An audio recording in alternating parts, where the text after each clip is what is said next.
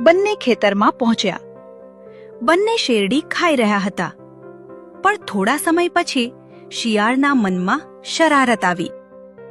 મિત્રો, મને ખાઈ લીધા પછી હુંકારો કરવાની ટેવ છે.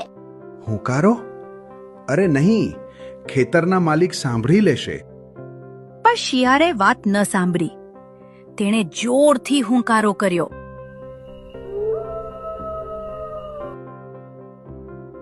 ખેતરના માલિકે અવાજ સાંભળ્યો. તે લાકડી લઈને દોડ્યો.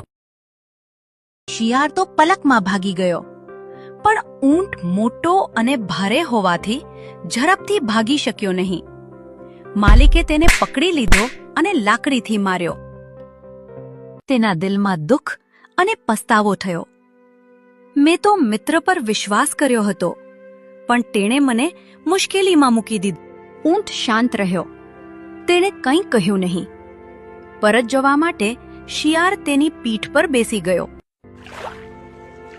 નદીના મધ્યમાં પહોંચતા ઊંટ બોલ્યો, શિયાળ, મને પણ એક ટેવ છે. કઈ ટેવ? મને પાણીમાં લોટા મારવાની ટેવ છે. એટલું કહી ઊંટ અચાનક પાણીમાં બેસી ગયો. છપાક! શિયાળ પાણીમાં પડી ગયો. જેમ તેમ કરી ઊંટ શિયાળને નદીના કિનારા પર લાવ્યો. શિયાળ ગુસ્સે થઈને બોલ્યો, આ શું કર્યું? જેમ તને હુંકારો કરવાની ટેવ છે, તેમ મને પાણીમાં લોટા મારવાની ટેવ છે. શિયાળને પોતાની ભૂલ સમજાઈ ગઈ. તે શરમાઈ ગયો.